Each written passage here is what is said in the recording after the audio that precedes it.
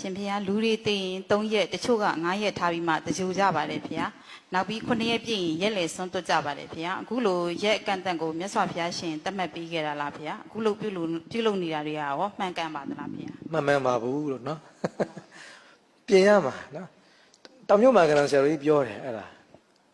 ဒါမှမဟုတ်ဘာပြောတယ်လဲဆိုတော့ခုနကမိကုံးလေးပြောချင်တာပါဆရာတော်ကြီးကိုယ်တိုင်ပြောတာပါဟိုမြန်မာနိုင်ငံမှာအဲ့လိုပေါ့ရက်လေတို့နော်နှစ်လေပတ်လေအဲ့လိုမျိုးစောင့်နေကြတာပေါ့တကယ်ဆိုရင်ဒီနေ့တင်ဒီနေ့ချက်ချင်းကိုကုသိုလ်ကောင်းမှုလို့အမျှဝေပါတဲ့ဆရာတော်ကြီးကလေဘာဖြစ်လို့လဲဆိုတော့အကြောင်းမျိုးကြောင့်ကိုယ့်ရဲ့ဒီဆွေမျိုးမိဘတွေကပိတ်တာဖြစ်နေခဲ့ရင်ပြောတာပေါ့ဒါနော်ဟိုကုသိုလ်လို့ချင်းရွယ်ချက်ကပိတ်တာဖြစ်ခဲ့ရင်ကျွတ်ပါစေဆိုတဲ့ရွယ်ချက်ကိုဟိုနက်ဖြစ်ရင်တော့မလိုဘူးလေငရဲကြရင်လည်းမလိုတော့ဘူးပေါ့နော်ငရဲကြလည်းသူ့ဟာသူငရဲရောက်နေပြီဆိုတော့အမျှဝေလည်းဘာမှမထူးလေ